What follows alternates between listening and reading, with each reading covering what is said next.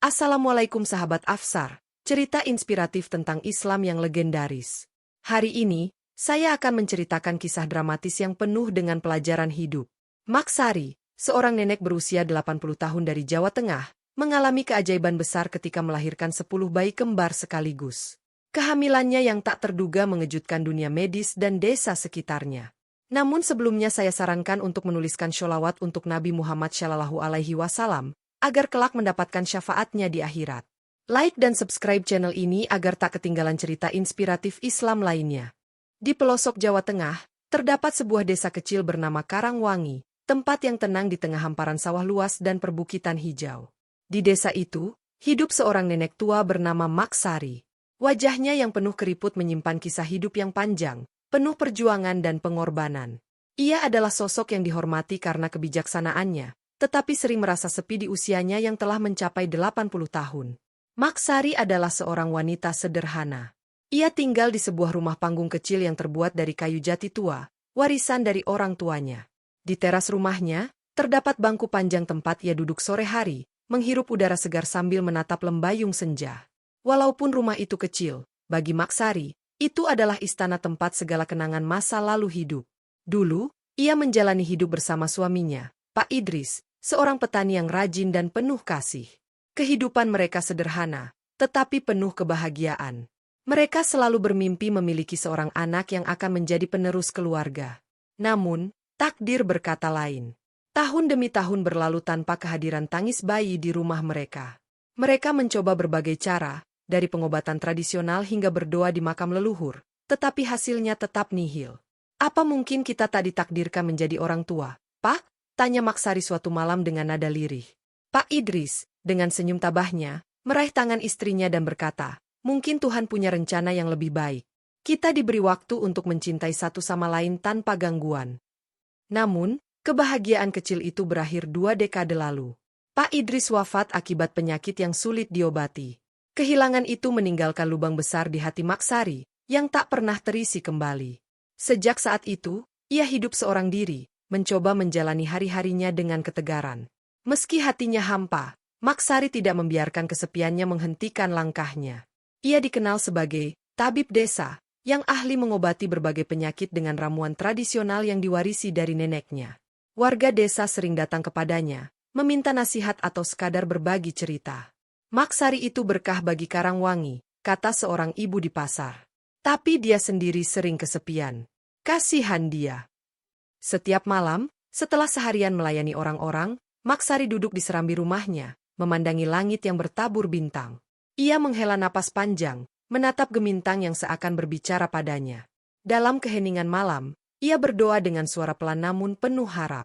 Tuhan, jika aku masih kau perhitungkan di dunia ini, izinkan aku merasakan sedikit keajaiban. Berikan aku sesuatu untuk kubanggakan sebelum aku pergi, bisiknya, menahan air mata. Doanya mengandung rasa syukur sekaligus harapan, sebuah harapan yang masih ia jaga meski waktu terus berlalu. Bagi Mak Sari, bintang-bintang malam adalah saksi dari rindu yang tak pernah padam, rindu kepada kehidupan yang lebih bermakna. Ia tidak tahu bahwa dalam waktu dekat, sesuatu yang tidak terduga akan mengubah hidupnya secara drastis, membawa cahaya di tengah kesepiannya yang sunyi. Hujan rintik-rintik membasahi desa Karangwangi malam itu, menciptakan melodi lembut di atap rumah panggung kecil milik Mak Sari. Angin dingin menyelusup lewat celah-celah papan kayu, memaksa Mak Sari membungkus dirinya dengan selimut tebal. Biasanya, suara hujan membuatnya merasa damai, tapi malam itu terasa berbeda. Ada sesuatu di udara, sesuatu yang sulit dijelaskan. Dalam tidurnya yang lelap, Mak Sari terbangun ke dalam sebuah mimpi aneh. Ia merasa berada di sebuah ruangan putih bersih tanpa batas, cahaya terang namun tidak menyilaukan mengelilinginya. Dari kejauhan, muncul sosok seorang perempuan dengan penampilan yang tidak seperti manusia biasa. Kulitnya bersinar putih, mengenakan pakaian panjang seperti sutra berwarna perak, dan aura damai memancar darinya. Perempuan itu tersenyum lembut, dan suaranya bergema penuh ketenangan. Wahai Sari, Tuhan belum selesai denganmu, kata perempuan bercahaya itu. Mak Sari mengerutkan kening, merasa bingung. Apa maksudmu? Usia saya sudah senja, apa lagi yang bisa saya lakukan? Perempuan itu mendekat, menempatkan tangannya di atas pundak Mak Sari. Sentuhannya terasa hangat, seolah-olah mengalirkan energi baru ke dalam tubuhnya yang rentah. Kau akan melahirkan anak-anak yang akan menjadi cahaya di dunia ini. Jangan ragu, ini adalah kehendaknya. Lanjut perempuan itu sebelum perlahan memudar menjadi sinar yang menyatu dengan ruangan. Maksari terbangun dengan tiba-tiba. Napasnya terengah-engah dan keningnya basah oleh keringat dingin. Hujan di luar masih belum berhenti, menciptakan suasana hening yang menekan. Ia duduk di atas ranjang kayunya yang sudah berusia puluhan tahun, mencoba memahami apa yang baru saja terjadi. Mimpi apa itu? Gumamnya, lebih kepada dirinya sendiri. Ia merasa tubuhnya bergetar, bukan karena dingin, tetapi karena ada sesuatu dalam mimpi itu yang terasa sangat nyata. Matanya menatap ke sudut kamar, mencoba menemukan jawaban di balik gelapnya malam. Namun, seperti kebiasaannya yang selalu menepis hal-hal yang tidak masuk akal, Maksari tertawa kecil. Apa mungkin? Aku sudah tua renta. Ini pasti sekadar bunga tidur, katanya sambil melipat selimut dan membaringkan dirinya kembali. Ia menutup mata, tetapi bayangan perempuan bercahaya itu terus menghantui pikirannya. Pikirannya melayang-layang, bertanya-tanya apakah ini adalah sebuah pesan dari langit atau hanya permainan pikirannya yang lelah. Anak-anak, aku di usia seperti ini? Ah, sungguh lucu. Namun, di lubuk hatinya yang paling dalam, ada bisikan kecil yang memintanya untuk tidak mengabaikan mimpi itu begitu saja. Maksari berusaha kembali tidur, tetapi rasa damai yang biasanya hadir di bawah suara hujan tak lagi menemani. Ia bergumul dengan rasa penasaran, ketakutan, dan, entah bagaimana, secercah harapan. Malam itu adalah awal dari perubahan besar dalam hidupnya.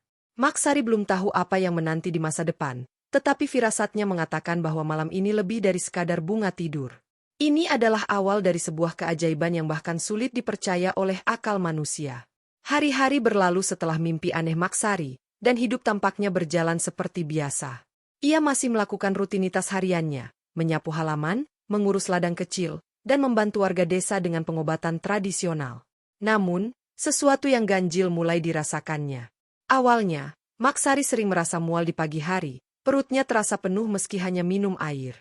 Ah, ini pasti masuk angin biasa, gumamnya sambil mengoleskan minyak kayu putih ke perutnya. Namun, rasa lemas sering datang tanpa alasan. Ia bahkan beberapa kali hampir jatuh pingsan saat menyiram tanaman. Seiring waktu, perut Maksari mulai membesar secara perlahan. Awalnya, ia mengira itu sekadar tanda usia tua atau mungkin gangguan pencernaan. Maklum, sudah tua. Banyak hal dalam tubuh yang sudah tidak seperti dulu lagi, pikirnya. Namun, warga desa mulai memperhatikan perubahan fisiknya. Maksari, apa kau baik-baik saja?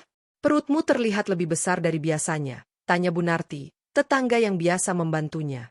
Maksari tertawa kecil, mencoba mengabaikan rasa khawatir yang mulai muncul. Ah, mungkin aku kebanyakan makan singkong belakangan ini.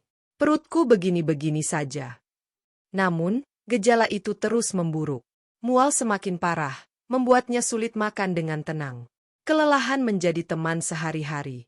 Melihat kondisinya, para warga desa mulai khawatir dan mendesaknya untuk memeriksakan diri ke klinik kecil di kota sebelah. Awalnya, Maksari enggan.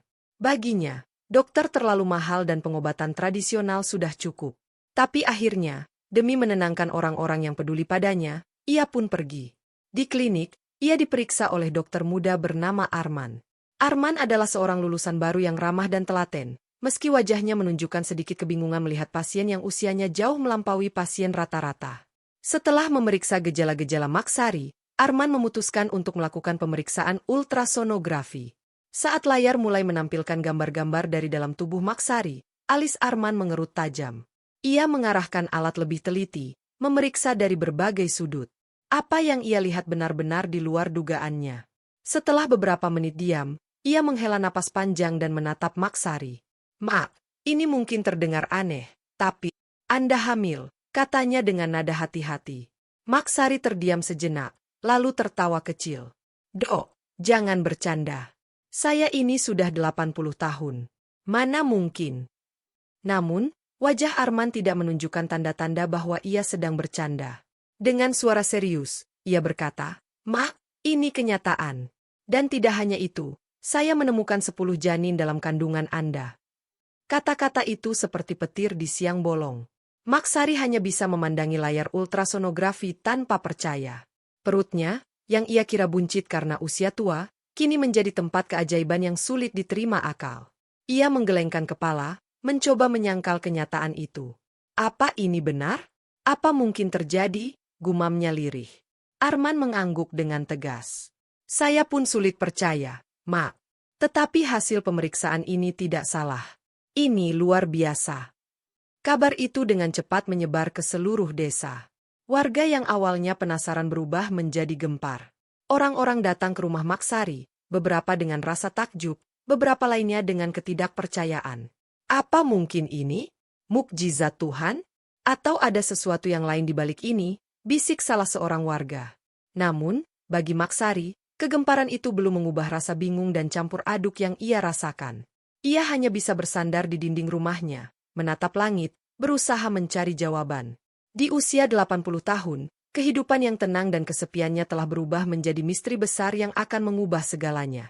Kehamilan Maksari menjadi topik hangat di desa Karangwangi. Berbagai reaksi muncul, menciptakan keramaian yang jarang terjadi di tempat yang biasanya damai itu. Bagi sebagian besar warga, kabar ini adalah mukjizat dari Tuhan.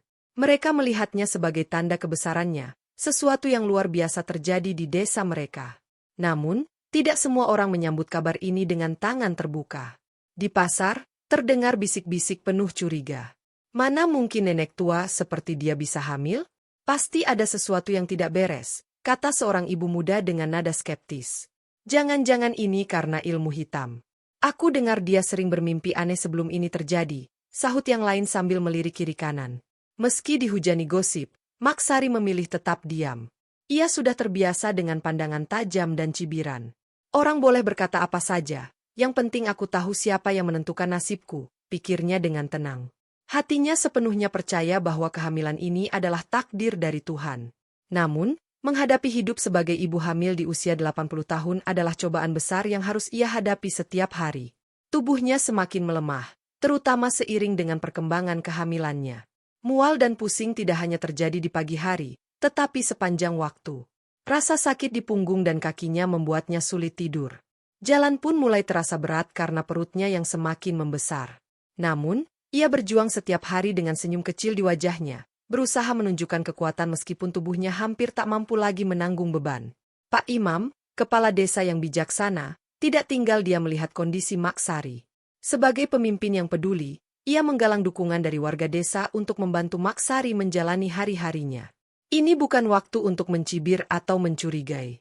Kita harus membantu. Kehamilan ini adalah tanggung jawab bersama, katanya dalam sebuah pertemuan desa. Ajakan itu disambut baik oleh banyak warga.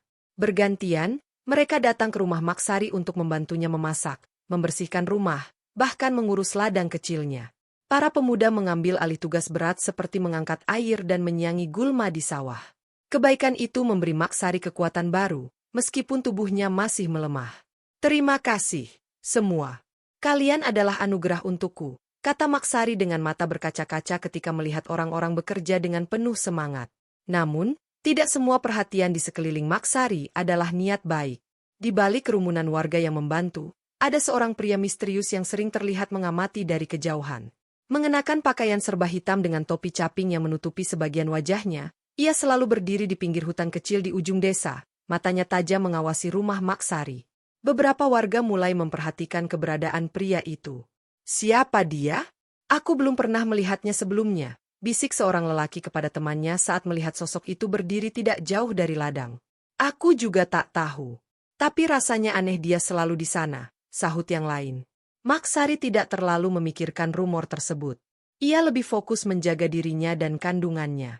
Namun, kehadiran pria misterius itu semakin sering dirasakan, menambah lapisan ketegangan di tengah suka dan duka kehamilannya. Hari-hari Maksari menjadi perjalanan penuh ujian, menghadapi bukan hanya kesulitan fisik, tetapi juga pandangan curiga dan pertanyaan besar yang belum terjawab. Siapakah pria itu, dan apa yang ia inginkan? Satu hal yang pasti, apa yang terjadi dalam hidup Maksari sedang menuju puncak dari sebuah kisah luar biasa yang belum ia bayangkan. Hujan deras mengguyur desa Karangwangi malam itu, disertai petir yang sesekali menyambar di kejauhan. Suara air yang jatuh dari atap terdengar nyaring, berpadu dengan angin kencang yang merayu daun-daun di pepohonan. Suasana terasa menegangkan. Di dalam rumah panggung Maksari, suasana jauh lebih tegang. Ini adalah malam yang menentukan. Maksari terbaring di atas ranjang kayu tua dengan napas terengah-engah. Tubuhnya terlihat semakin lemah, dan keringat deras mengalir di pelipisnya. Setiap kontraksi yang ia rasakan membuatnya menggigit bibir, berusaha menahan jeritan agar tak terdengar keluar. Beberapa tetangga perempuan berkumpul, saling memberikan semangat sambil menguatkan tangan Maksari. Waktunya sudah dekat, kata Bidan Mira, satu-satunya tenaga medis di desa itu, yang datang dengan langkah tergesa-gesa meskipun hujan lebat. Ia membawa tas berisi perlengkapan seadanya, kain bersih, alat persalinan sederhana, dan air hangat yang diminta dari warga desa. Maaf. Tarik napas dalam-dalam. Kita akan lakukan ini bersama-sama, ya? Ujar Mira dengan suara lembut tapi tegas. Maksari mengangguk lemah. Ia sudah menyerahkan dirinya sepenuhnya kepada Tuhan. Dengan kontraksi yang semakin intens dan bimbingan dari Mira, proses persalinan dimulai. Dalam waktu yang terasa seperti seumur hidup, bayi pertama lahir. Suara tangisannya yang nyaring memecah keheningan di antara suara hujan. Warga desa yang menunggu di luar bersorak gembira, berteriak memuji kebesaran Tuhan. Bayi itu, seorang anak laki-laki, segera dibersihkan oleh Mira dan diselimuti dengan kain hangat. Tak lama kemudian, bayi kedua menyusul, disusul bayi ketiga, keempat, hingga jumlah yang lahir terus bertambah. Setiap kelahiran disambut dengan sorakan kecil, tetapi juga dengan ketegangan di dalam ruangan. Maksari semakin kehilangan tenaga. Wajahnya pucat pasi, namun ia tetap bertahan, mencoba memberikan yang terbaik untuk setiap tarikan napasnya. Kakinya gemetar, peluh mengalir deras, tetapi hatinya terus berdoa. Ketika bayi ke-10 akhirnya lahir, Bidan Mira menatap anak-anak itu dengan air mata menetes. 10 bayi, semuanya sehat dan menangis keras, sebuah keajaiban yang bahkan sulit dipercaya oleh dirinya yang sudah bertahun-tahun menangani proses persalinan. Mereka semua lahir dengan selamat. Mak, ini luar biasa. 10 bayi yang sehat, ucap Mira sambil menahan haru, memperlihatkan bayi terakhir kepada Maksari. Warga desa yang menunggu di luar bersorak begitu Mira memberikan kabar baik tersebut. Bagi mereka, ini adalah malam yang tak terlupakan, sebuah malam penuh keajaiban yang menjadi saksi kebesaran Tuhan. Tapi di dalam kamar, suasana berbeda. Maksari terbaring lemah, hampir tidak memiliki kekuatan untuk bergerak. Napasnya tersengal-sengal, tetapi bibirnya masih melengkungkan senyuman tipis. Ia memandang bayi-bayinya yang tertidur damai di atas kain sederhana. Mata tuanya penuh dengan kasih yang tak terlukiskan. Bidan Mira mendekat dan menggenggam tangan Maksari, menyadari sesuatu yang ia takutkan. Mak, kau hebat. Kau berhasil. Mereka semua lahir sehat karena perjuanganmu, katanya lembut, mencoba memberi semangat. Maksari memaksa senyumnya menjadi lebih lebar, meski tenaganya hampir habis. Mira, ucapnya lirih. Suaranya bergetar seperti daun yang hampir patah. Jaga mereka, mereka adalah titipan Tuhan. Aku sudah waktunya pergi. Maaf. Mira memegang erat tangan Maksari, berusaha menyangkal kata-kata itu. Tapi tubuh Maksari perlahan kehilangan cahayanya, dan napas terakhirnya pun keluar. Tangis perempuan-perempuan di dalam kamar pecah, menyadari kepergian Maksari. Tetapi di balik kesedihan itu, mereka tahu bahwa malam ini bukan hanya soal kehilangan, tetapi juga tentang keajaiban dan pengorbanan. Warga desa bersumpah untuk menjaga 10 bayi itu sebagai amanah yang Maksari tinggalkan. Hujan pun mulai reda, seperti ikut menghormati perjalanan akhir seorang perempuan hebat yang telah menyaksikan mukjizat Tuhan dengan mata kepalanya sendiri. Kesedihan memenuhi ruangan kecil itu. Tangis perempuan-perempuan yang hadir menggema di antara suara rintik hujan yang mulai mereda. Warga desa yang berdiri di luar rumah turut larut dalam suasana haru, menyadari bahwa Maksari telah pergi setelah memberikan kehidupan kepada 10 bayi kembarnya. Namun, di tengah kesedihan itu, sebuah suara langkah kaki terdengar di ambang pintu. Sesosok pria misterius yang selama ini mengawasi rumah Maksari dari kejauhan melangkah masuk, mengguncang suasana. Ia mengenakan mantel hitam yang basah oleh hujan, menampakkan dirinya untuk pertama kali kepada semua orang. "Siapa Anda?" tanya Bidan Mira dengan nada bingung dan waspada. Pria itu melepaskan topi capingnya, memperlihatkan wajah yang penuh wibawa namun penuh tanda-tanda kelelahan. "Nama saya Pak Dirman. Saya seorang dokter ahli yang pernah tinggal di desa ini bertahun-tahun lalu. Saya kembali karena mendengar kabar tentang kehamilan ajaib ini," ujarnya tenang, tapi suaranya penuh keyakinan. Bidan Mira terpana. "Anda seorang dokter?" tanyanya, setengah tidak percaya. "Benar. Dan saya harus segera bertindak. Tolong beri saya ruang," kata Pak Dirman, melangkah maju menuju tubuh lemah Maksari yang tampak sudah tidak bernyawa. Ia membawa sebuah koper besar yang tampak berisi peralatan medis modern. Para warga yang menyaksikan dari dekat saling bertukar pandang dengan rasa bingung dan ragu. Namun, aura percaya diri Pak Dirman memberikan mereka sedikit harapan. Bidan Mira akhirnya mempersilakan pria itu mengambil alih. Pak Dirman segera membuka koper medisnya. Dengan cepat, ia memulai tindakan darurat menggunakan alat yang tampak canggih dibandingkan apa yang dimiliki Bidan Mira.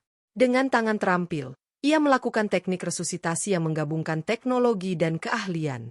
Setiap menit terasa seperti sejam bagi orang-orang yang menunggu dengan napas tertahan. Setelah beberapa jam bekerja tanpa henti, keajaiban terjadi lagi malam itu. Napas Maksari perlahan kembali, meskipun sangat lemah. Kelopak matanya yang tertutup akhirnya bergerak, dan suara lemah keluar dari bibirnya. Apa? Apa yang terjadi? Tangis warga berubah menjadi sorakan sukacita. Bidan Mira bahkan tak bisa menahan air matanya. Mak, kau kembali. Ini mukjizat Tuhan. Namun, wajah Pak Dirman masih tampak serius, seolah-olah ada sesuatu yang lebih besar yang ingin ia katakan.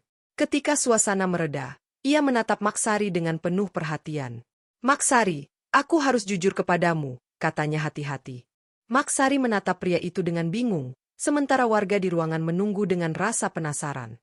Kehadiran 10 bayi kembar ini memang luar biasa, tapi kehamilan ini, aku yakin tidak terjadi secara alami, ungkap Pak Dirman. Kata-kata itu mengejutkan semua orang. Seolah-olah mereka baru saja mendengar rahasia yang mengubah segalanya. Apa maksudmu, Dok? Tanya Bidan Mira. Aku melakukan beberapa pemeriksaan pada tubuh Maksari saat ia dalam kondisi kritis, jawab Pak Dirman. Aku menemukan jejak senyawa tertentu dalam tubuhnya, yang kemungkinan berasal dari makanan atau air yang dikonsumsinya. Senyawa ini bisa merangsang sistem reproduksi meskipun dalam usia senja. Ini adalah sesuatu yang bahkan ilmu kedokteran modern sulit menjelaskan secara sepenuhnya. Maksari terdiam, mencoba memahami penjelasan itu. Namun, dalam hatinya ia percaya bahwa segala sesuatu tidak terjadi tanpa kehendak Tuhan. Pak Dirman melanjutkan, aku menduga senyawa ini bukan berasal dari sumber alami biasa. Entah bagaimana, ini bisa menjadi campur tangan manusia atau sesuatu yang lebih besar. Perkataan itu membawa keheningan di dalam ruangan. Semua orang mencoba mencerna kenyataan yang baru saja mereka dengar. Namun, bagi Maksari, apapun penyebabnya, ia yakin bahwa kehidupan 10 bayi itu adalah amanah Tuhan yang harus ia jaga, tak peduli dari mana asal keajaiban ini datang. Saat malam berangsur pagi, hujan telah berhenti. Cahaya pertama matahari menyinari rumah kecil itu, seolah-olah menandai lembaran baru dalam hidup Maksari dan desa Karangwangi, dengan misteri besar yang mungkin akan terungkap di kemudian hari. Setelah keajaiban yang terjadi malam itu, desa Karangwangi tidak pernah sama lagi.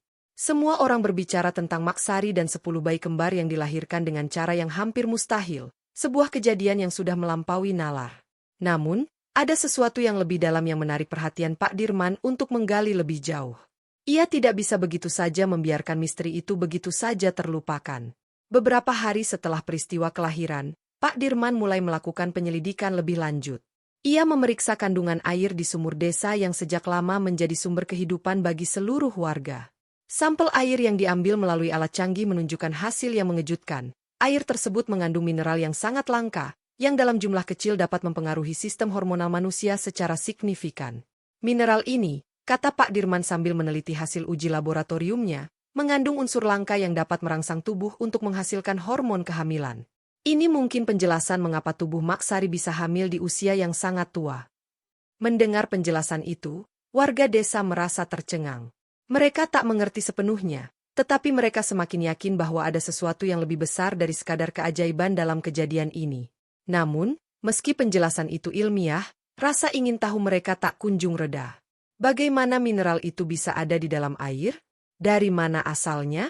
Pak Dirman menggelengkan kepala, masih terheran-heran, karena jawaban pasti tetap berada di luar jangkauan pemahamannya.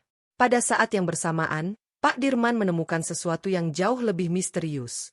Ketika dia memeriksa bayi-bayi yang baru lahir satu persatu, ia menemukan bahwa setiap bayi memiliki sebuah tanda unik di tangan mereka.